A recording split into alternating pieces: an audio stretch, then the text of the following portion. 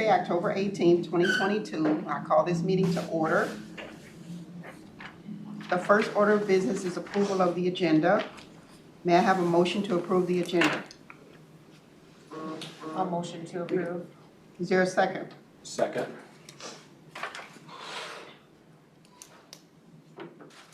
If there's any discussion. And the question, we have a question about whether we need to do a vote on approving the agenda every time? Because we don't do that at the council. Is that a required thing to do? We need to vote on the minutes, but not on the agenda. Okay. Is that what you mean? Well, we don't need to run a roll call for approval of the agenda. Yeah, so we can approve the minutes, but we don't have to approve the agenda. That's right, okay. No, but, yeah, so just answer this discussion.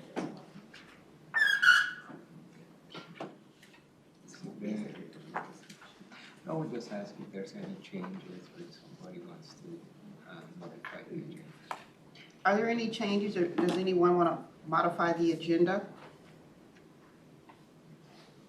No? No. No? Okay, so we'll leave the agenda. This is what you're talking about. Sure.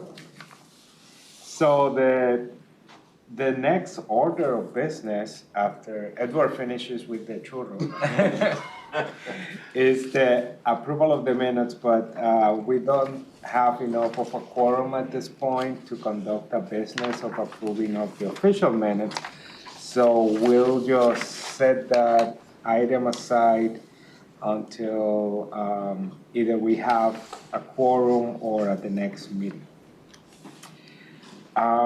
The next item on the agenda is the public invitation, and this is the time that we have set up for members of the public to address the committee. Don't know if we have anybody interested or sign up to speak. Again, for folks that might be watching this at a later time, this is a time that we always have open for folks to come here and share whatever issues they have that is, might not be reflected on the agenda, or things that they have concerns about. Moving on briefly, we don't have any reports of the subcommittees at this time. We had this discussion before. So let me move on to our next speaker, which is Faduma Mohammed. Hi.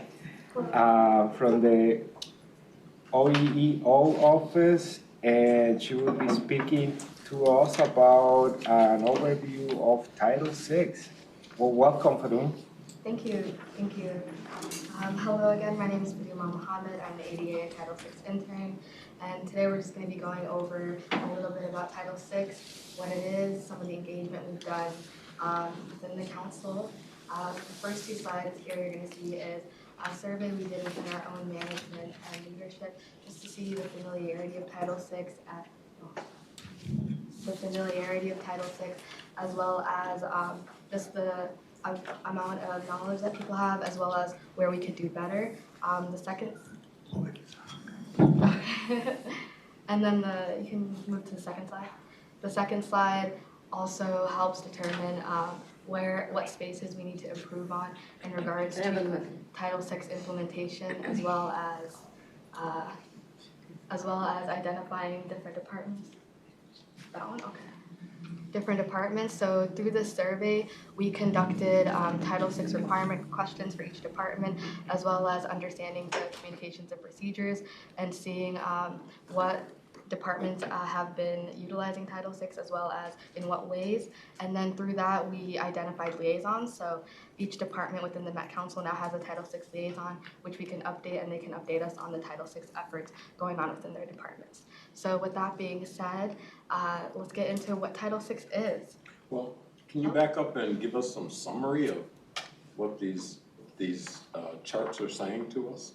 Yes, so these If you charts, can- Yeah, if you can go back to the first one and yeah, of course. give us a summary of what you learned. Yes, of course. First slide is just saying what division you work in, just getting a sense of which, how much engagement we have across the council, and then what aspects of Title VI you're involved in. So in this number 2, where you're saying is 10 people work in Metro Transit is responding to this survey? What does that mean? So what that means, so let's start from the beginning. So we did a survey to see how many people are familiar with Title VI and how they're involved within the work. We sent that out to the Okay. general council. So And then- I got that part. You just let her. I know, I need clarity with it, Yes.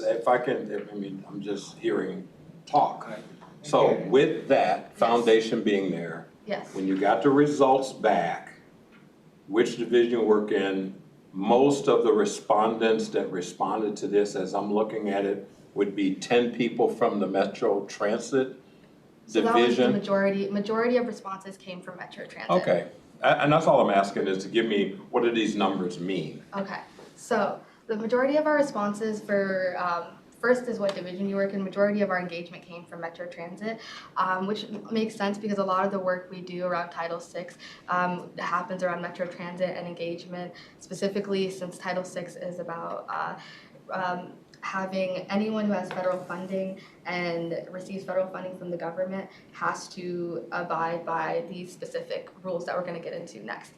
Metro Transit specifically has to abide by, if they get any funding, they can't discriminate on the basis of race, color, and national origin, as well as they have environmental protection standards that they need to keep, as well as language assistance, because we serve so many different riders. So when you're looking at this graph, majority of our responses came from Metro Transit, because a lot of the Title VI work we do is engaged there. And then we have environmental services, MTS, community development, and regional administration. Those were the rest of the feedback we got. As you can see, it's not as high as Metro Transit, but that's to be seen. And then the second one is what aspects of Title VI are you most involved in? Again, a big portion we see is transportation and other, so that could be miscellaneous, that could be a lot of other things, as well as right-of-way and communication, which makes sense because a lot of Title VI is around language assistance, so we need to be able to communicate to many different people across many different languages. And then the next graph is going to be, do you feel confident in your department and Title VI requirements? 6 said yes, 1 said no, and 10 said unsure. So that shows us that there isn't as much foundation and knowledge that is there. So that's why we did the survey, to see what we could improve on and how much confidence each department has in their Title VI requirements. And then the second graph is, if your department manages communications and marketing, do you have procedures for providing translated material? 4 said yes, 1 said no, 1 said unsure, 11 said NA. So that again shows there isn't that as much foundation or procedures in regards to translated material. So that shows us that we also need to focus on educating different departments on their communication and marketing regarding to translated material. And the next graph you see is, if your department manages communication, marketing, or conducts community engagement, do you ensure meeting notices are available in alternative formats and languages? 5 said yes, 1 said no, 3 said unsure, and 8 said NA. So again, that shows there's foundation that needs to be built. The 5 that said yes, there's that confidence there, but not as much as we want to see. We want at 8 from NA to go up to 5 and join the yes. Now we're going to get into what This is 2, 5, 7, 8, 9. Are we missing questions, or is that just the way? Why we don't have a, so this, like 1, 2, 3, 4, 5, 6, 7? So these are the most relevant questions in regards to the Title VI programming and foundation in regards to knowledge and compliance that we wanted to gauge from our department. So what you see here are these graphs are related to the material you're about to see in the presentation. So for example, number 11 in regards to translated material, we're going to, as in the next coming slides, we're going to be talking about the language implementation plan. So these graphs and numbers are related to the slides you're about to see in the next 10 to 13 slides. Mr. Chair, just a point of comment. We're not trying to be defensive No, or anything no, you're here, good. but when I see the numbers, I'm just trying to get clarity, so That's there why are we're no here, other to questions. communicate clear. Thank you. I mean, because I concise wouldn't have known that until I asked the question, that's all. Yes. All right. Unjustified unequal impact. The goal here is to provide a greater clarity and accountability as well as transparency and consistency. So essentially, to summarize, the recipients, if any recipient that receives federal money can't receive those funds and use those funds to discriminate. So Title VI sets forth requirements for all federally funded agencies, whether that's MPOs, whether that's states, or transit providers, which we specifically work with Metro Transit. States or transit providers, which we specifically work with Metro Transit. And so again, why is this important? Why is Title VI something that outside of the federally funded regulation, why do we use it? Title VI holds us accountable to the ways we affect our communities in the long term, not just maintaining compliance, but also doing the spirit of the work. Specifically, it's here to protect our communities of color and our low-income communities. And additionally, it's one of the few civil rights laws that covers environmental actions and protections. So what are some of the FTA requirements that Title VI departments have to abide by? So if you're an FTA Title VI recipient, there are certain FTA responsibilities that you must meet. One, you must maintain all of your contract requirements and subrecipients based on the Title VI program that your department submits. There must be in place an environmental justice guidance policy for your FTA recipient as well as you. And then 3, you must maintain consistent records on Title VI programming and recipient to subrecipient monitoring and compliance. And lastly, you, as well as forming and maintaining a language. If there's an acronym like that that is not defined on the slide, if you can just mention it, just so people who are just watching this can know. Of course. Okay, thank you. No, thank you. So when it comes to Title VI and the responsibilities, there is the main recipient who gets these funds, which have to abide by those 4 pillars that we just talked about, and then there are contractors and subrecipients. Majority of the responsibilities between contractors and subrecipients are the same, but they're a little different, so we're going to go through this. For contractors, they're not required to submit their own Title VI plan. Instead, they adopt and follow the Title VI program of the agency they contracted with. So that means the recipient is responsible for contractors complying with the Title VI program regulations. And then in regards to subrecipients, where they have to submit their own Title VI program. So they have to show the scope of the Title VI program, what the need is, and also the amount of utilization of the bus fleet. So they not need to only make their own Title VI program, they need to show that there is a need for it, and as well as the scope of the Title VI program. So those are a little bit of the different responsibilities between contractors and subrecipients for Title VI. So in regards to this, recipient and subcontractor monitoring. So when it comes to recipients to subrecipients monitoring compliance, there are 2 things you need to know.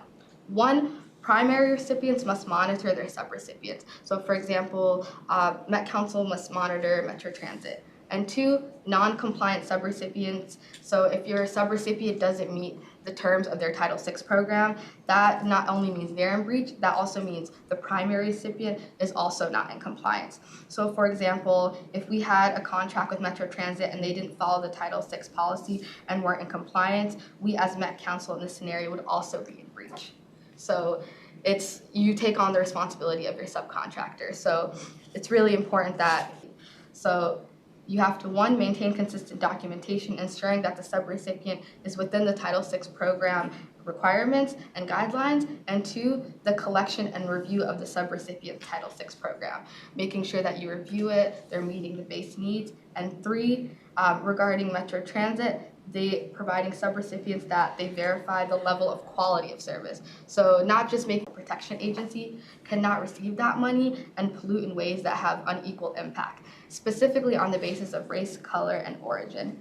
This is really important, and because our BIPOC communities have historically and disproportionately have been the ones affected and exposed to environmental hazards. And because of the consistent decision made by state, cities, and corporations, this is a really important guideline that we must follow. And race is usually the most significant indicator of a person living near contaminated air, water, or soil. Usually 50 to 56% of pollution near the toxic waste sites are in communities of color.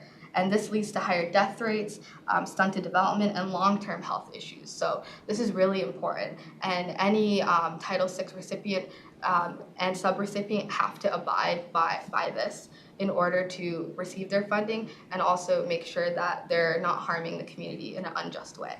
So any communities of color, that for that specific acronym, and then race also can fall into that, and then color and national origin. So it doesn't matter where you're from, your environmental protection needs to be within all those guidelines. They can't be Madam Chair, discriminatory. Yes, sir. the POC in that Yes. BIPOC, what are those groups inside the POC? I think it just an umbrella term for all people of color in different groups. So Asian Pacific Islander, Hmong, Hispanic. So there's so many different groups of color that I could name that are in that POC. That I could name that are in that POC group. Okay, thank you. Any other questions before I go to the next slide?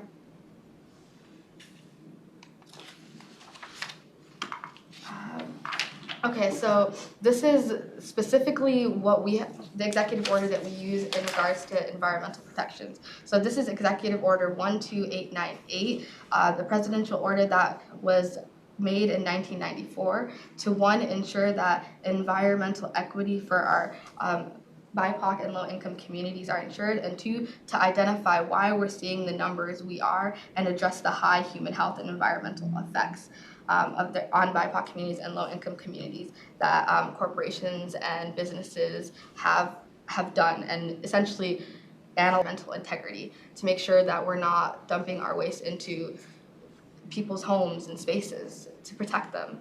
So this is not optional. All recipients that are under Title VI must abide by this. Mr. Chairman, quick question. In that executive order from 1994, When I created this presentation, that's an acronym that I used to cover the protected classes, so race, color, and national origin. so in the executive order, they used the phrasing protected class? I'd have to look back. They specifically use race, color, and national origin. Yeah, so Chair and committee members, in both the Title VI circular that I'll address in my presentation as well as this executive order, they refer to those as minorities. Minorities, I see. So that would be the legal terminology for that executive order issued by the President of the United States and not BIPOC. Council Chair, I just was curious, do we have to use exact wording when we do presentations from? Well, no, that's up to the discretion of whomever is doing the presentation to craft it as they see fit. The law is the law is the law, and the executive order says what it says, so.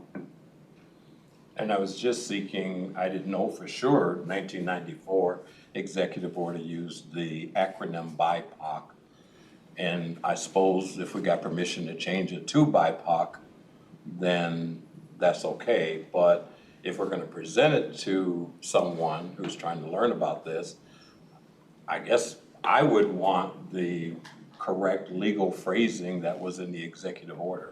versus something that I would just voluntarily change. Now, I'm not even trusting if the entire executive order is what the executive orders say. I have to go back now to read it to determine if any of the terms used up there are in the executive order. But I will trust that you just changed that one phrasing because you, I guess, felt it was better to say BIPOC versus minorities? Mr. Chair, if I can add comment to, I mean, 30 years ago, the word minority it probably sounded good, but right now, I think it's an outdated term anyway, so I wouldn't use minority. As a St. Paul resident, us black and brown folks have now outnumbered white people. So we're not minorities anymore. Mr. Chair, Can we move on? 'Cause we I have- just want to just add one comment. We haven't changed white people. I don't they have white people in this executive order? That's not my point. My point is that term is constant, is a constant.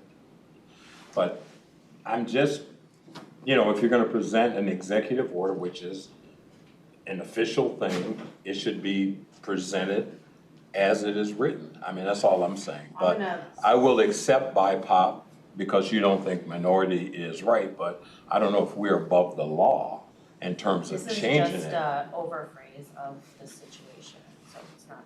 So as a point of order for the public meeting, all questions should be addressed to the co-chair who gives permission for follow-up and response. And there's a presentation on the table at this time. So if we don't have any questions that actually impact the presentation, can we move forward and save those questions for committee discussion? Yes. Thank you. Go ahead, Pagani. So in regards to Executive Order 12898, this is an example of the EPA Environmental Protection Agency issuing a first and only preliminary finding on discrimination in a case filed by a Latino student in California. So this violated the executive order. This complaint stated that agricultural pesticides were being used more frequently and heavily around schools with high BIPOC student populations, exposing these students to greater health risks. And the mother, Marcia Garcia, had to file a complaint with the Environmental Protection Agency. To give a little context around the issue, David Garcia, her son, was 14 years old when the civil rights complaint against California Department of Pesticides and Regulation was issued. This was back in 1999. By the time the EPA and informed the community failed.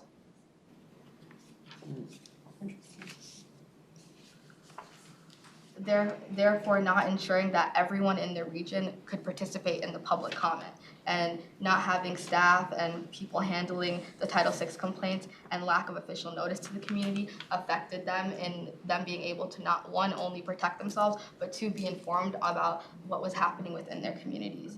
And they lost funding and were asked to terminate the operating permit on the land, but unfortunately the emissions were already in the air, the damage had already been done to the land. So this is another really important program in regards to language assistance and ensuring that all documents are accessible. But there's so many different. So this determines the need for the language assistance plan, how many people will apply to, as well as the number of limited English persons eligible to be in the program or to enroll in the program. 2, the amount of times the limited English proficiency individual will encounter the program. 3, the nature and importance of the program. So does this program have an impact on this person's life, their ability to find housing, food, just the need of the importance of the program also must be identified. And 4, the resources available to the recipient for outreach, as well as the costs associated with it. So identifying the number of people, identifying the individuals that are going to encounter and use the program, identifying the importance, and making sure there are resources for the recipient to do outreach and execute this program. So these are the 4 factors in regards to putting a limited English proficiency program in place, as well as who it's served and it's mostly used. So those are the four. So first, it's going to be contractors and subrecipients, description of the amount of people in the populations, how you will provide the LEP, how you will determine the information to disseminate. So how are you going to let the community know that these alternative formats are available, and how are you going to provide these specific documentations and services, and how are you going to make sure it reaches the right spaces.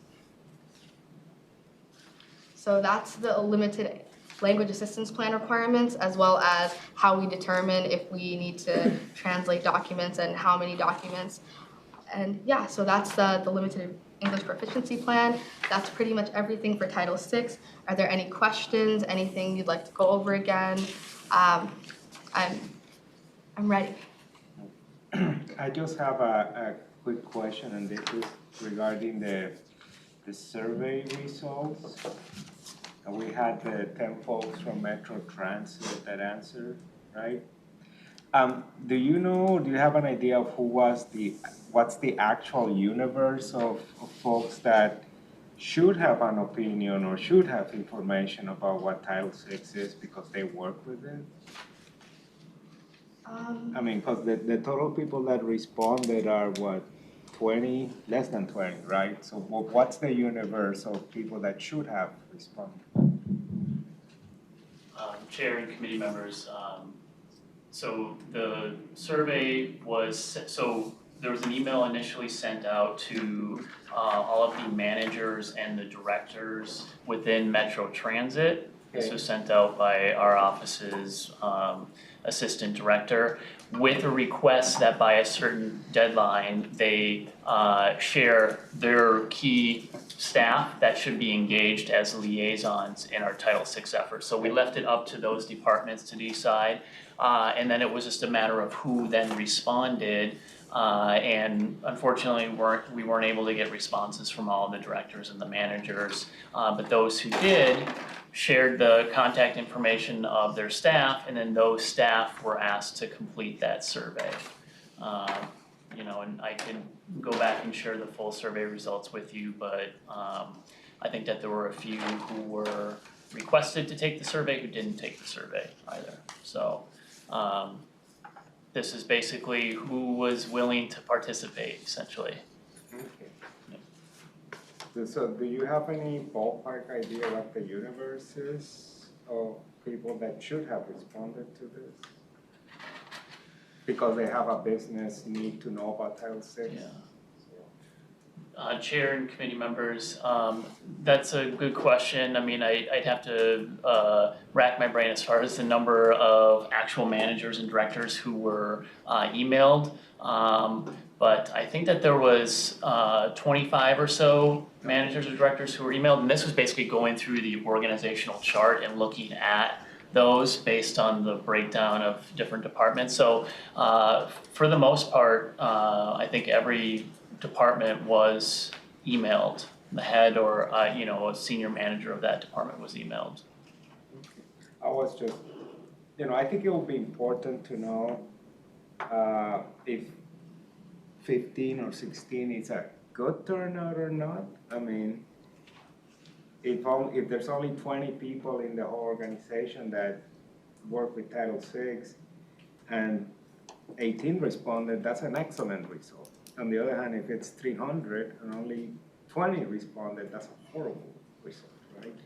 So that's what I'm trying to get, that idea. Yeah, and chair and committee members, just to clarify, I believe it was around 25 or so. So it was actually a pretty good turnout. Okay. There were just a handful. And in fact, I think that there was a reminder email sent to solicit, staff who could engage as liaisons, and then essentially left it at that.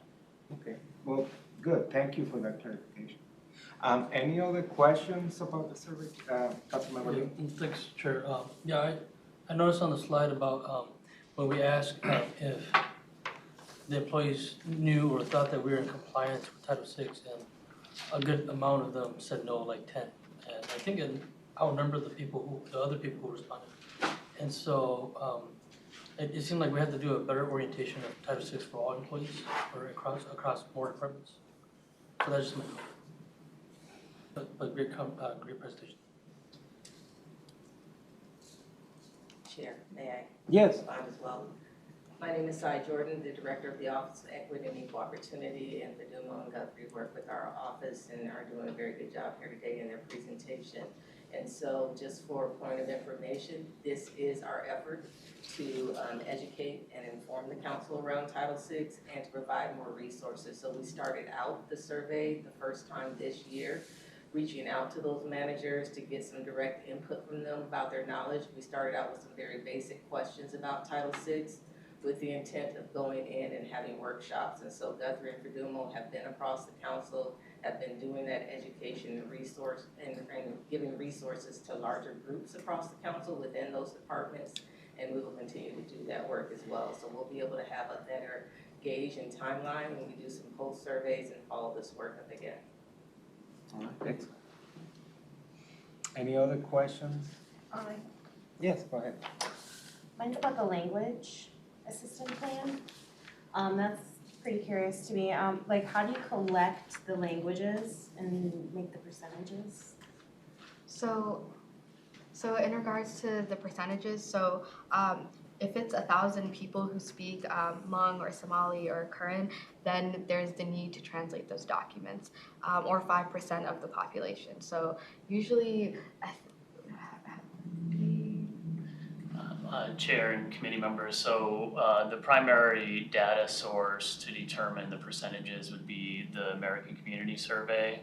So we'll look at the the most recent 5-year survey. So with this Title VI program that I'll present on, it looked at 2016 through 2020. So that's primarily what we use, and then specifically it's the languages that are spoken at home, primarily spoken at home. And then there's additional data that we use to supplement, so looking at public school data, as well as transit behavior inventory survey, so onboard ridership. This is specific to our transportation services. Great, thank you. Any other questions? No? Okay. So, thank you for your presentation. thank you. And now we have the Guthrie Bayard with the 2023-2025 Title VI update. Thank you. Welcome, Guthrie. Right. Thank you, Chair and committee members. So again, my name is Guthrie Bayard. I'm the Council's ADA and Title VI Administrator within the Office of Equity and Equal Opportunity and Regional Administration. So this presentation is indeed on the 2023-2025 Title VI program. I'll provide just a brief overview of Title VI, as Padumo did a great job doing that in her presentation. And then I will specifically talk about the Title VI program and its requirements and the updates to this program. And then additionally, review the disparate impact and disproportionate burden policy. It's a specific Title VI policy used, and updates that we are making to that policy. So, Title VI, as you all have heard, this is and know that this is the specific title within the 1964 Civil Rights Act. And it bars discrimination based on race, color, or national origin for any agency such as ours that receives federal funding. So even $1 federal funding would require them to comply with Title VI. There was also the executive order in 1994 that extended protections to those who are of low income. And as I will talk about in a bit, that's specific to disproportionate burdens. When we talk about that policy, that aspect of the policy refers to those who are of low income. Now, specifically, the Title VI program that I will discuss is in compliance with what's called the FTA, or the Federal Transit Administration Circular 4702.1B. That outlines the requirements. So essentially that's the document that we go to ensure that our program meets all of the requirements. The last update to that circular was 2012. They're making updates to it currently. They should be a draft of the new circular sometime next year for us to comment on. And then as Fidumo had mentioned, that it applies not only to our organization, but to all of our subrecipients and then to our contractors as well. So specifically the Title VI program, this is a reporting tool, it's a retrospective program looking at existing council policies and operational practices, transit-related policies and operational practices for the last 3 years. And so that's why it's the 2023 to 2025 program. The last update covered the years of July of 2017 through June of 2019, and then was approved January of 2020. So we refer to that as the 2020 to 2023 Title VI program. This work is really informed by projects and plans that are part of our broader public engagement plan here at the council, as well as our transportation public participation plan. Under that broader umbrella of the transportation policy plan as part of our Thrive work. And this is really just the FTA required component of our broader equity efforts. And as I mentioned again at the beginning, it needs to be updated every 3 years. So really the deadline is January 31st of next year. We're a bit ahead of schedule. The program will go to the council next week for approval. So briefly, the Title VI program sections that I will go into, there's 3 of them. There's general requirements, there's fixed route provider requirements, and then there's MPO requirements. MPO stands for Metropolitan Planning Organization.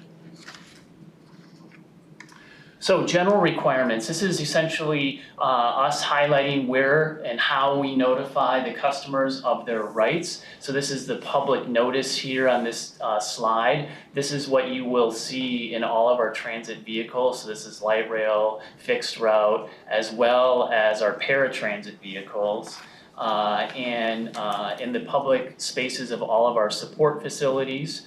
And some of our public facilities as well, so our transit centers, park and ride locations.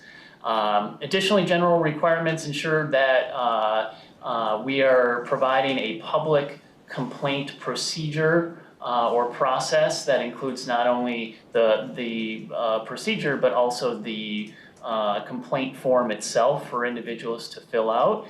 This is all documented on the council's Title VI webpage. We have a specific Title VI webpage that has that complaint procedure and form in those Title VI languages, which I will discuss in just a little bit here.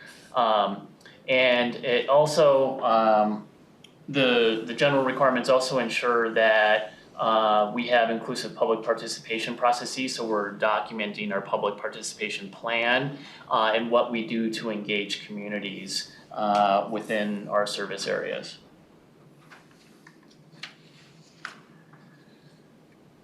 So I mentioned briefly our public engagement efforts and the language assistance plan. Fidumo has also mentioned this as well. So this details our specific efforts, and it's pulled from our public engagement plan, our transportation policy plan, our regional solicitation efforts, as well as the transportation improvement plan. So there's a lot of kind of high-level policy documents that we pull from, and really, again, it's a retrospective of our last 3 years. So it's pulling efforts that we have undertaken over the last 3 years and putting it into this document. So as you can imagine, it's quite a bit of documentation. I believe the program is nearly 450 pages long. Language assistance plan, again, this is really documenting our translation, our interpretation efforts, both at public events and with our materials as well. And that 4-factor analysis determines which languages we use to translate documents. And you know, I mentioned that the circular is from 2012, so it's over 10 years old. It actually refers to vital documents or vital written documents. So what we're really eager for with this new circular is more information about what is vital in online settings, digital documentation, digital spaces that are vital, not just written documentation, because as you can imagine, we're not printing out as many materials as we used to. A lot of it resides on our websites. So that's kind of a gray area that we're looking for more guidance on. Going into fixed route provider requirements. So the previous slides, they all apply to recipients and their sub-recipients, no matter their size. So those general requirements need to be documented in anybody's program, whether they're a very small sub-recipient or a very large sub-recipient. And so those agencies also need to set and share system-wide standards and policies. So these are policies and standards that, with the case of Metro Transit, they're highlighted in 6 different areas. So we're talking about vehicle load, service frequency, service availability, on-time performance, distribution of amenities at our different locations and where they are at within our service area. So, we wouldn't want to see just a high concentration of amenities in one specific area of our service area and then not have any in another. And so a lot of that is detailed in the form of maps within our Title VI program. And then additionally, every 3 years, we have to conduct a service monitoring study that's specific to those system-wide standards and policies. And that gets added as an attachment to our Title VI program. So you all should have access to the draft Title VI program. If not, we'll make sure that you have access to that. And that's something that will certainly be included as a attachment for the council meeting next week. But again, that has that service monitoring study as an attachment, and that was updated last year, so it's kind of staggered. We don't do both in the same year. That's a heavy lift, and plus we also want to make sure that that's actually provided as an attachment in the program that we submit to the FTA. For those agencies that meet a certain threshold, and that specific threshold is that they have more than 50 vehicles in service during peak transit times, they have to also report additional demographic data. So these data profile maps and charts, as well as survey data, so customer demographic and travel pattern data. So this is, I mentioned during Fredumo's presentation, the travel behavior inventory. So that's every 5 years or so, we actually get on board buses and other transit vehicles and survey riders for their demographic information. So SAFE analyses. SAFE stands for Service and Fare Equity Analyses. So as I mentioned, those certain larger transit agencies, so those that meet this threshold right now are Metro Transit, as well as MVTA. Those have 50 vehicles in peak service. They have to conduct what's called service or fare equity analyses whenever there is a service or fare change, and they have to conduct this analysis when it meets their major service change policy. And so each agency needs to have a major service change policy that details what would essentially trigger a fare or service equity analysis. So a service equity analysis is any change to service. We're talking about any increase or decrease to service. And then a fare equity analysis is the same, any increase or decrease to that fare, but also to a fare media or to the fare payment type, if that makes sense. So, if there's an agency that's specifically moving towards more app-based fare distribution, that agency would have to do an analysis to determine if that's going to negatively impact either BIPOC communities or those of low income. And I should say too that throughout this presentation and within the Title VI program, we do note at the beginning of that program that we do refer to those who historically have been referred to as minorities as BIPOC, that we as a council are moving towards that acronym versus the use of minority. And as I mentioned, the Title VI circular is over 10 years old. So throughout that document, it refers to individuals as either minorities or majorities. And so we kind of are moving away from that and referring to either white or BIPOC or low income or non-low income in the use of our language here. And like I said, that's something that we also included in our 2020 program and is noted at the beginning of that document. So I wanted to share a little bit more about that major service change policy. So listed here is the council's major service change policy. It states that for existing routes, one or more service changes resulting in at least a 25% change in the weekly in-service hours within a 12-month period or a minimum of 3,500 annual in-service hours, or a new route in a new coverage area, a restructuring of transit service throughout a sector or sub-area of the region as defined by Metro Transit, and elimination of a transit route or branch without alternate fixed route. And this, it's important that there are exceptions to this.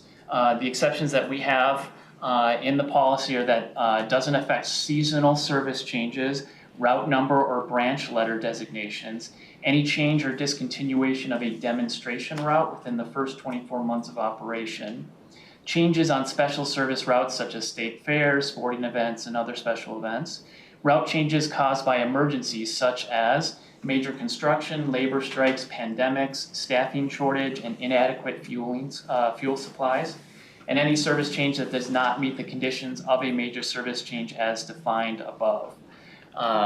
So that, again, is the benchmark. We need to determine if a change, whether it's a fare or a service change, meets this policy in order to actually conduct that service or fare equity analysis. If it doesn't meet this policy, then that analysis is not needed. Mr. Chair, or Madam Chair, to the presenter, last month, I believe it was, we received a presentation from Transportation. And one of the things that were highlighted in that presentation was the number of unscheduled cancellations of services on a route. And the data presented talked about the habitual impact that was having on BIPOC communities. And I can't remember what the percentage was. Does this control for that, where there are instantaneous kind of cancellations that occur, or the routes?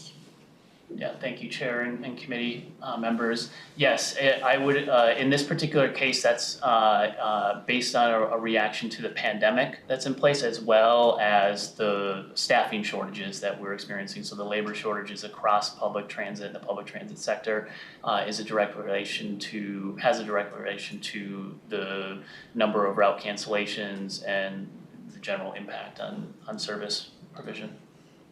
Madam Chair, presenter, the data that I recall seeing showed that the cancellation of routes stayed the same during that time period in white communities. The two biggest impacts of daily cancellations was in indigenous and black communities, based on the data that they had. It may have been less egregious in Latino communities and others. So I guess the question I'm trying to ask is, when I think about that data set from the last time, if and your response is that those were pandemic related and staffing related issues that drove that, why would it be no impact on white communities but a differential? Was the pandemic affecting communities of colors worse or something?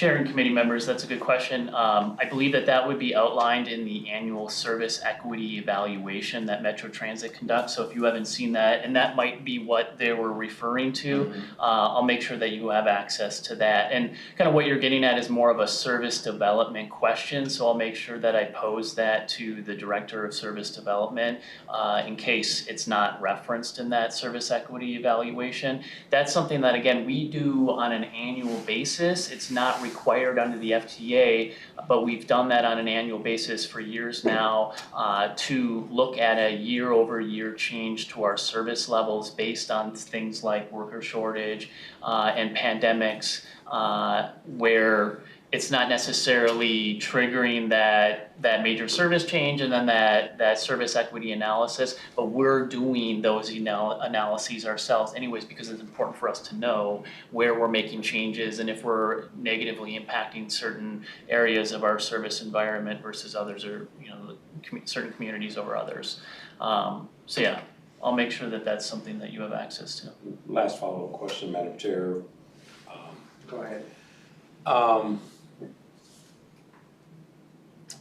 So you had mentioned before you're moving from minorities to BIPOC, and that's something that you're voluntarily doing. That's sort of a progressive way of identifying those that live under those constructs. How do we take what FTA is not requiring us to document in terms of what we just talked about and elevate that to a consequential kind of impact that FTA is not recognizing at this point, but we're measuring it. But there's no consequences for our measurement of services being interrupted, unannounced, voluntarily here. And what do we do in this document that help us with making it consequential, because it is consequential for the people that are impacted by it? Chair and committee members, that's a good comment.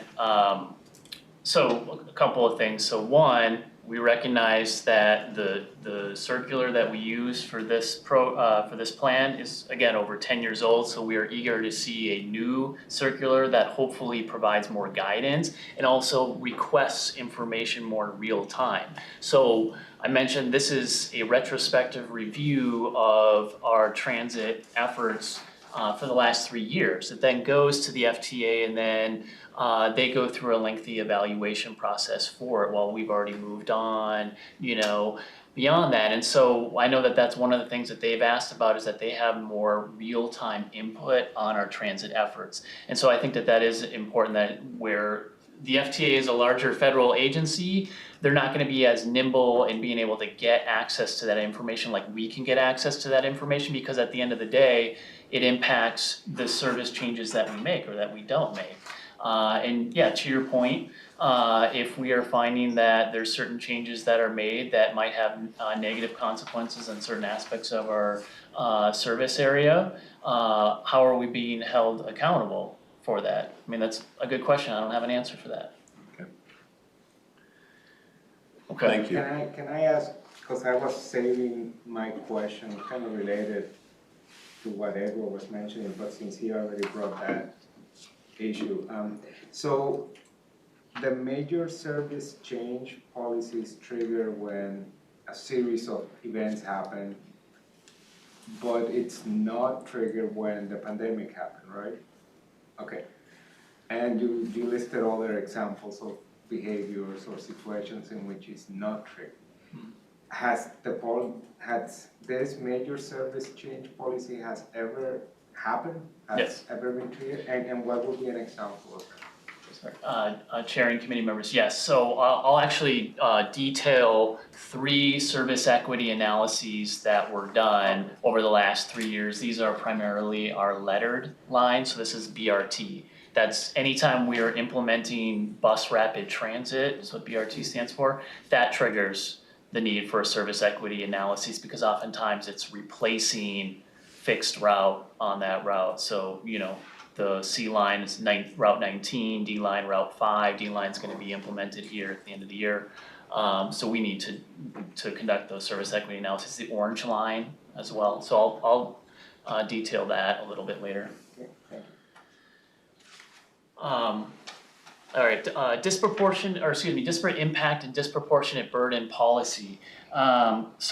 What this specifically refers to, as I mentioned at the outset, disparate impact is used for race, color, or national origin. Disproportionate burden refers to those of low income. And so when we're setting our policy, those two terms are defined as such. So what is the current, what we call the DIDB threshold? So again, that's disparate impact, disproportionate burden threshold. It's currently set at 80%. Disproportionate burden means that benefits are being provided to low-income populations at a rate less than 80% benefits being provided to non-low-income populations. And then disparate impact, the adverse effects are being borne, so say the removal of service, those effects are being felt by those who are white at a rate less than 80%, those being felt by, less than 80%, the adverse effects being felt by those who are BIPOC. And so that is the definition that we have on file. That's the threshold that we have on file. So when that analysis is done, we look at the percentages for each one of those service equity analyses or fair equity analyses to determine if that threshold has been hit.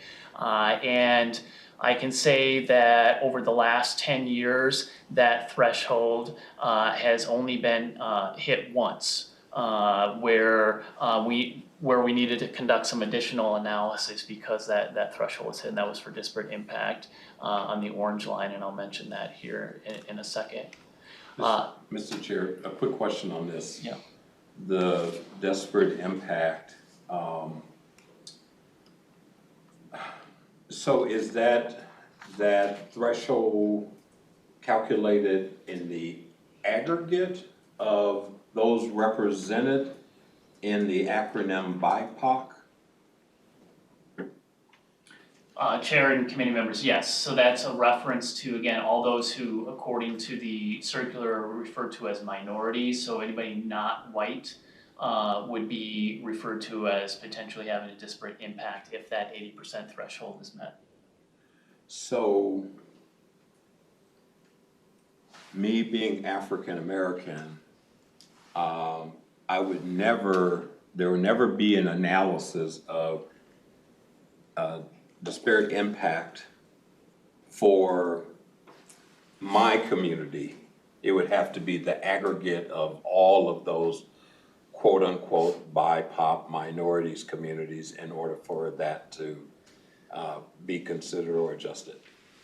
Chair and committee members, so that's a good point in that as far as the data being shared with the FTA in the aggregate, it looks at that. However, in the data that we use, again, going back to the American Community Survey, we can break it down to that level as far as who is being impacted based on race. But what is being shared to the FTA is more an aggregate and is a look at those who, again, historically have been referred to as minority or currently BIPOC.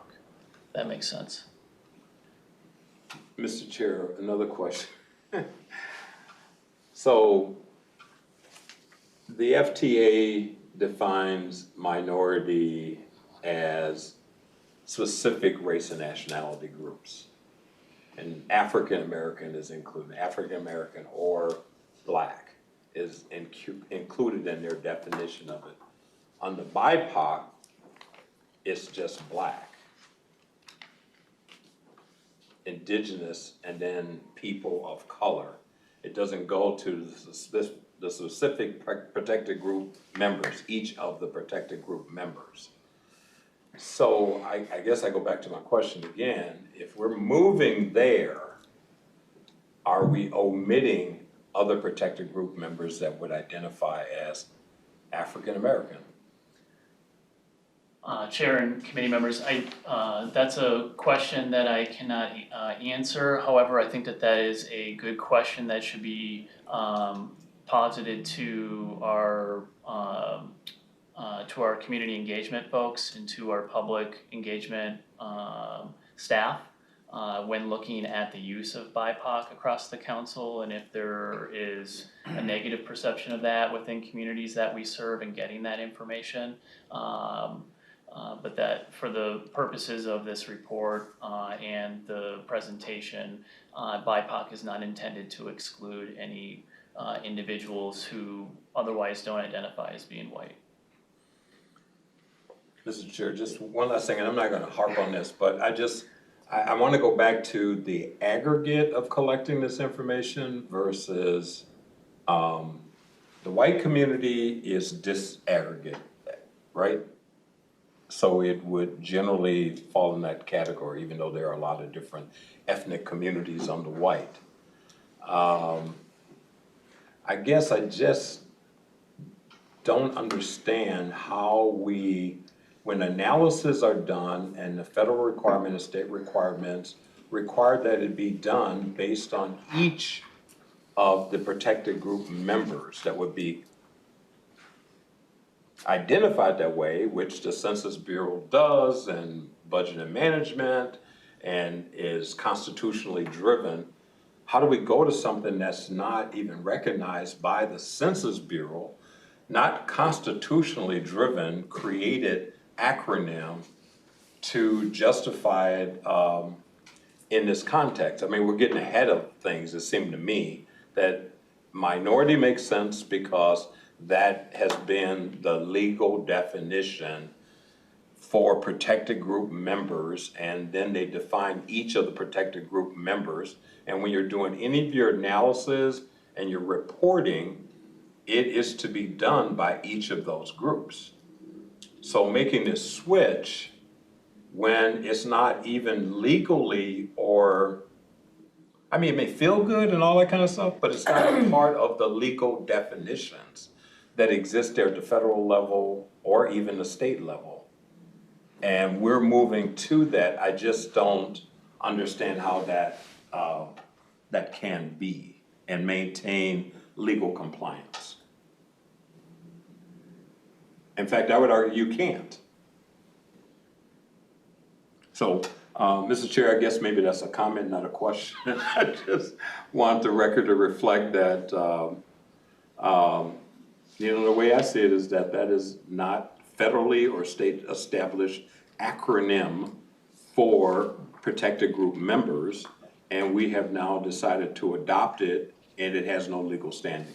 Well, Edward, we made that comment so many times already, and there's a number of reasons why people use different names, but what I'm more concerned actually is just following up to what I see is the bottom line of the labels that we use is having the data more disaggregated, and I get it that the FTA might not require it to be as specific as possible, that it will be very difficult in many instances to get it as disaggregated as possible.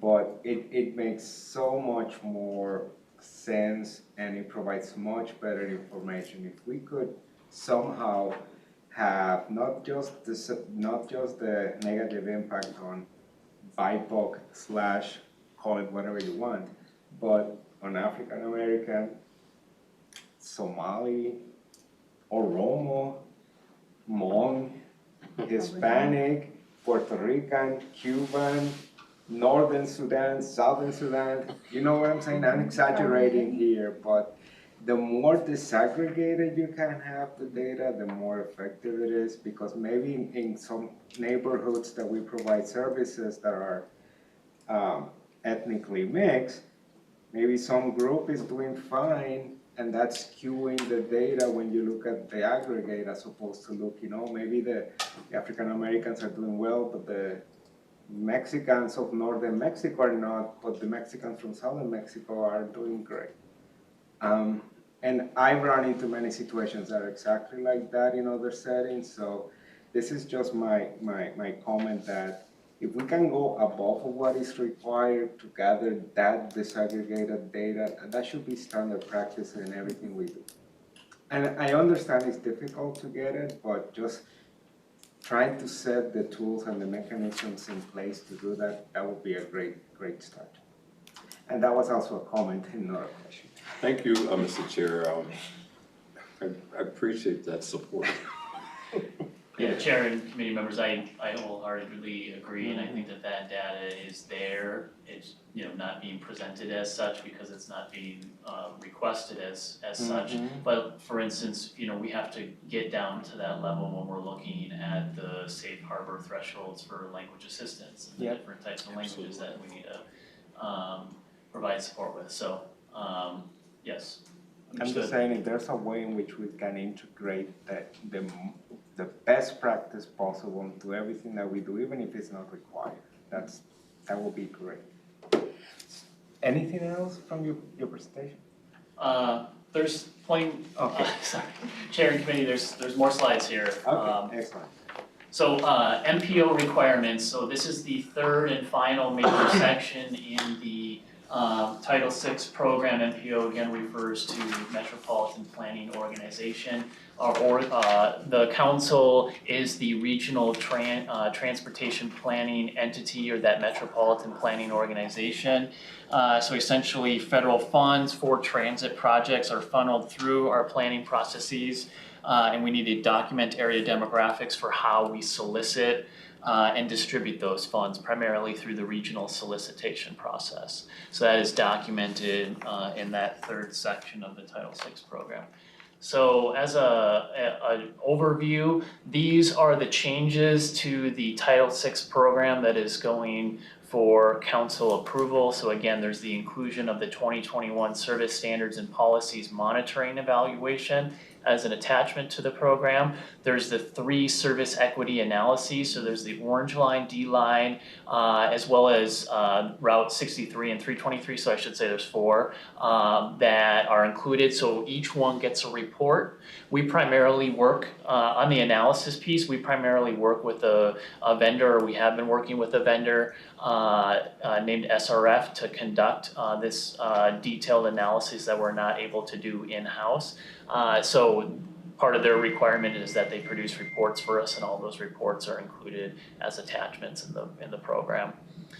We also adjusted that poverty threshold to 185% of the federal poverty guideline to be consistent across the council. So that's also the federal poverty guideline threshold that is used in other council measures as well, primarily community development with our Housing Redevelopment Authority efforts.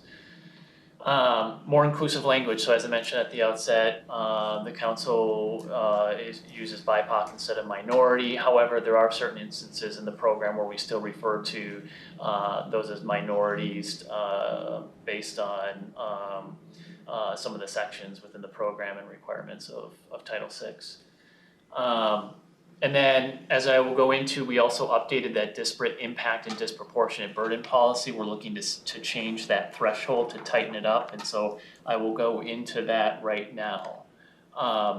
Before that, Chair, committee members, any further discussion or questions on the Title VI program overview before I specifically talk about the requested policy change here? Any questions? No? Okay. All right, DIDB definitions, so disparate impact and disproportionate burden. So these are terms used by the Federal Transit Administration as part of the Title VI requirements that ensure that we aren't discriminating based on race, color, or national origin. And these are these 2 definitions that I have here. These are pulled directly out of the Title VI circular, the FTA Title VI circular, these 2 definitions are put into play whenever, again, that major service change threshold has been met. We need to do those service or fair equity analyses, and really what we're looking at is if there's a disparate impact based on race, color, national origin, or disproportionate burden based on level of income. So, as I mentioned, there's the current disparate impact and disproportionate burden policy. As I put here the specific language. This is directly pulled out of the current policy that talks about the 80% rule. So whenever there's a proposed fare change, major service change, or triennial monitoring review of those system-wide standards, so that's that service standards monitoring study that I mentioned occurs every 3 years. We have to conduct service or fare equity analyses, and then we look at whether or not that 80% threshold has been hit. Now, if that threshold has been hit, then what is required is additional kind of what they call an alternatives analysis to determine if we can mitigate or eliminate those disparities. So essentially, what else can you do to change your service or change your fare that would not cause this disparate impact or disproportionate burden? So that's where we look at alternative ways to either kind of tweak what we're looking to do that won't cause disparate impact or disproportionate burden. However, agencies are able to essentially make the case that there's a substantial legitimate justification for this major service change, even if there's a finding of disparate impact or disproportionate burden. Now, where they can get in trouble is that they can go forward with that service change, whether it's an increase or decrease or that fare change. However, they have to provide results of those equity analyses and then include that in their Title VI program that gets submitted to the FTA. The FTA reviews, and then they will make that determination if you actually have met justification for incorporating or making those service changes. And that's where they talk about wanting to provide more real-time feedback, because as you can imagine, there's agencies that might make a substantial legitimate justification and then go forward with implementation without any sort of finding from the FTA until the FTA gets around to reviewing their next Title VI program, if that makes sense. And so we also just welcome more real-time feedback from the FTA so that we ensure that we're in compliance and not just finding out every 3 years if we're in compliance or not. Mr. Chair, back to our point of, and to the presenter, is there any way in this definition that it can say to the greatest extent possible information would be disaggregated along the minority definitions or BIPOC definitions? Because I think we're pretty unclear who's under the people of color part of the BIPOC and who those are, and there's nothing statewide, federal that define who is included in BIPOC or the POC of the BI. It's just an assumption that somebody made up, but legally, no one's created a definition for what BIPOC is. I know in this document you say BIPOC is the same as minorities, and then there is the definition of minorities. I just don't understand why we're using something that just doesn't have the kind of legal background or justification. Are we advocating for this? Is this being included in order for us to try to influence? That's where the nation should be going in this regard. Somebody said it's minorities are outdated. Outdated for who? Chair Gonzalez, Chair Jenkins, if I may. Chair committee members, we have heard the comments numerous times regarding BIPOC, and they are taken under advisement. For our purposes, BIPOC means the minority population as defined by FTA. That is the data that we use, and that is what our reference is. And so there is a correlation for this meeting that BIPOC refers to the minority population that is defined in the FTA circular. And for that, we can provide you with that exact definition following this meeting. But that is what our data shows, and that's what we're relying on. So it's not a creation of something outside of that. And so with that, we'd like to move on with our presentation, and we will certainly take it under Mr. advisement. Chair, I think we are Disaggregated done. Miss- We're done Mr. talking Chair, I do about have this. a comment, Mr. Chair. I think we can save those comments for after the presentation is over. Is there relevant at that point? They're relevant, Mr. Chair, to the presentation. Go ahead, Catherine. Okay, thanks, Chair and committee members. So this is the proposed disparate impact and disproportionate burden policy. In a nutshell, essentially what we're looking to do is we want to move away from 80% and we're tightening the threshold to 10%, focusing on a 10% difference versus an 80% impact of either a positive or an adverse impact. So essentially, we want to be more in line with our broader transit equity efforts and hold ourselves to a higher standard. And this is something where, as I mentioned at the outset, over the last 10 years, we've only hit that 80% threshold once.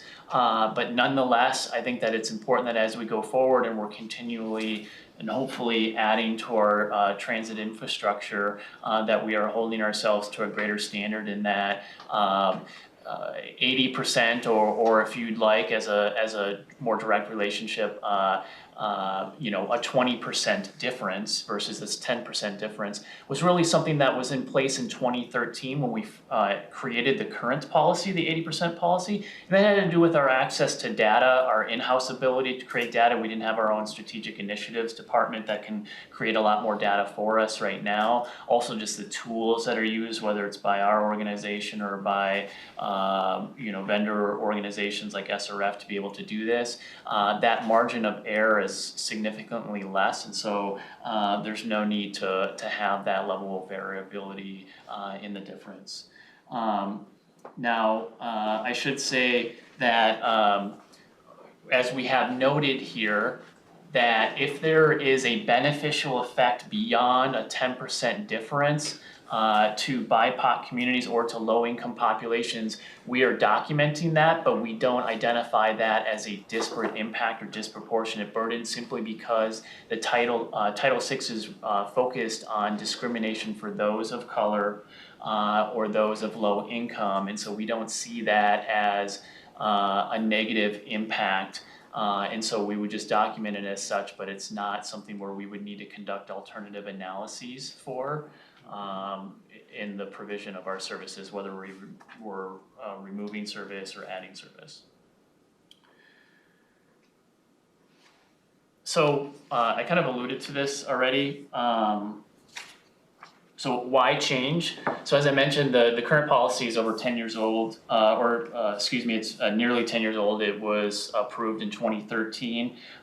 There's been greater emphasis on ensuring that our equity efforts under Title VI are more in line with our transit equity efforts. Really, Title VI is like bare minimum. We want to make sure that we're meeting those requirements, but there's opportunities to go well and beyond the requirements of Title VI. This is also an opportunity such as this to be able to explain more about our Title VI obligations and requirements and to try to do that in more plain language. And we also, in collaboration with our with SRF, the vendor that's supported with our Title VI program, we conducted a peer agency review of all of similar agencies and their DI/DB policies, their disparate impact and disproportionate burden policies, and many were also at 80%, but they were also doing very similar reviews where they were tightening up their threshold and moving towards something like a 10% or 15% threshold versus a 20% threshold or an 80% difference because they had better access to data. And so I think it was something where a lot of agencies were looking at their policies on every decade or so. And so we were encouraged to see that a lot of other agencies were also doing something very similar. Now, what that required is that we conduct public engagement. So I'm working with Metro Transit's community engagement staff as well as the council's community engagement staff. Through the month of August, we solicited input on this policy change on all of our websites. We also reached out to those agencies that provided input on our 2013 policy that was set, as well as a list of all other community agencies that are essentially agencies that Metro Transit and the council go to and solicit feedback from whenever we're doing any sort of transit infrastructure efforts. We received 17 responses, which that may seem like a low response rate. I think that also speaks to the fact that a lot of people don't know what Title VI is and what it means in the context of our transit efforts. And so the responses that we did get were mostly favorable. Some of the comments were more broad about our transit equity efforts or our transit implementation efforts, things like reduced service and things like that in general, that aren't necessarily related to this particular policy change.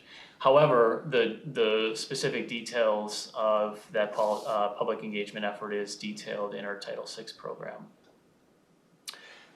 And with that, that concludes my presentation, Chair and committee members, and I welcome feedback on this presentation or the previous presentation.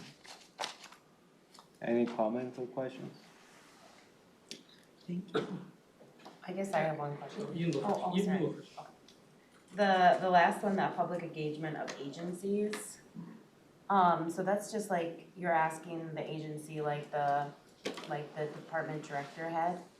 Do you ask like the actual people they serve in these kind of situations? Chair and committee members, that's a good question. So essentially they were solicited by email to the points of contact. They typically would be like a director level, and they were asked to provide input as an agency. And so, I can't say that each director or each agency head then disseminated it widely. I can't say to that degree, or if they took liberty and just responded on behalf of the agency. I don't have that level of detail. Okay. I can certainly ask about that and then provide you with the language that was used in those solicitation emails if you would like. Madam Chair, Councilmember okay. Lee had his hand first. Mr. Chair, I just want to thank the staff and commend the initiative to tighten our threshold for BIDB because it'll better reflect our own immediate local needs and our population's needs. So thanks for that. Edwin? I concur. Thank you for the presentation. Appreciate it. I am curious, Mr. Chair, what the presenter comments would be around language that get at disaggregation. Is there a way inside of this policy?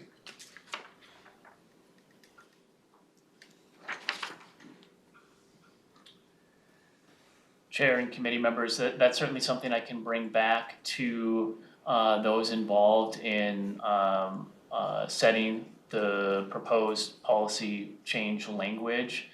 So this was a cross-agency effort, not only within my own office, but Metro Transit's Equity and Inclusion Department, the Service Development Department, so those are the folks deciding on development of service, increase or reduction of service. I can take that back and find out if that's something we can consider as far as an addition. It wouldn't be my decision solely, so it would need to occur as part of a consensus with a larger cross-agency group. Any other questions? I should just say too, Chair and committee members, that that would be part of a broader conversation about then not only collecting that disaggregated data and reporting it for FTA purposes, even if they don't ask for it, but then also just for use across the council and making decisions, including in our service equity evaluations that are done on an annual basis. And just briefly to follow up, and I mentioned this already, but I think I personally had asked almost everyone that had made a presentation here on any different subject of areas of a business by the council to do that. Try to desegregate the data as opposed to lumping it together. So it's not because you're here tonight. I mean, you're here tonight, I'm just giving you the same spiel that I've given since I've been in the council in 2019, because we have, and again, I realize that getting the data to that level is hard, but that should be the standard. That should be common practice in everything that we do. And, I mean, we're just stating the same to you today as we will do to whomever makes a presentation next time again, to try to desegregate as much as possible. Any last comments or questions? No. Thank you very much for your presentations. Very helpful, very illustrative, so we really appreciate it. Thank you. Thank you.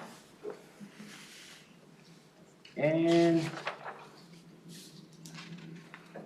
moving on to the next item on the agenda is the reports from the standing committees. I was out of the country for the last week and a half, so I have no reports since I wasn't around, but I don't know if Councilmember Lee has anything that came up that No. might require an update. Sure. Two interesting items from community development. Okay, thank you. Last night at Community Development Committee, if folks are interested, I think folks on this committee would be interested. Two items in the information briefing. The first one is community development grants. It was a great presentation on end of year review of how much money we've given out at community development. You can see the breakdown of the amazing projects that we've funded through like LCA grants. That impacts, people's lives and housing affordability, people's ability to get to work through different modes of transportation. The other item folks might be interested in is in the residential development and deeply affordable housing report, which is another great end of year report about how we have either met or have not met kind of our regional affordable housing goals. Of course, we haven't met. It's hard, but the data shows some interesting statistics that we have collected across the cities and the counties. When you look at the kinds of permits that have been pulled, we look at the data projections and through the next decade, for example, we're at least short, so 1,700 units for affordable housing. But you also see through the permits data, the permitting data, how in the last decade the number of multifamily housing units have increased about 30%, and that definition is housing units with 5 bedrooms or more. And then the number of townhomes, those permits have gone down. So there's a lot of interesting data. You want to dig into the weeds in the different ways we have impacted affordable housing in the whole region as a whole. It's really high level stuff, but there's a lot of interesting data in there. So that's from Community Development Committee. That's all I have. Right, thank you. Thank you. Any other announcements from any other of the members about your day job organizations, anything like that? No? Okay. I guess I can remind everyone that Yes. it's still voting to make sure that you get out and vote and push that wherever you may be. As they say back home in Puerto Rico, vote early and vote often. Is that what they say in Puerto Rico? Mr. Chair, just one Yes. final comment Go from ahead. me. I know sometimes it's hard for people in here to hear me harp on BIPOC and these other kind of things, but I really do feel like I'm doing my job as a member of the Equity Advisory Committee. It's not intended to offend anybody, but hopefully help us bring clarity around a lot of these matters. And when I ask questions or make comments about it, I continue to see the grimacing and being shut down from doing that. I won't do that because I really believe my role in the midst of all of this is important in the collective to help us with advancing equity. So I will apologize, but I'm just being me in that regard. And when I'm shut down and when I see the grimacing and the, sort of intentional kind of dumbfounded looks, it does offend.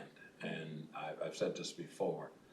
I come here, I'm here every month to bring what I bring, and it's not intended to offend anybody, it's just the way I see things, and I just try to represent that. So I don't want the animosity, and I want you to listen, just like anybody else that make comments here. Mine's may be a little bit different, but they're not intended to offend anybody. Thank you for that, Edward. And one point to clarify, as far as I'm concerned, your comments are always appropriate. The only times in which I and some other folks might step in is simply for time reason but the essence of what you bring into this committee and the discussions it's right on point. One thing that I want to stress is that many of the issues, actually all the issues that we raise here and in other meetings, we've discussed at the council level, because they are real issues that need to be addressed, from the terminology that we use, to the type of data that we gather, to what happens to that data, to the input from the community. All of that has been discussed, and it's right up the alley of the work of the EAC. So that's never a problem as far as I'm concerned. Thank you.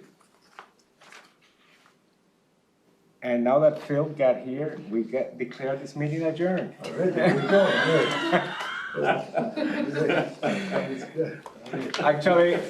Actually, we were at the last item of the agenda. It's not because you got here, so, anything else? Any other comments? No? Okay. Well, I think there's plenty of food back there from El Burrito Mercado, so, at this point, we declare the meeting adjourned, and thank you very much for a good discussion. Need a motion on that, I think? Do we need a motion? Yes, we do. I'll make a motion to adjourn the meeting. Okay. Second, motion carries. We will have to have a conversation. I'm out of here. Yeah, we switched chairs. Sorry. I figured I'd get things from the angle you had. Yeah, you're moving. It's a lot more pleasant over here. Possibility continue.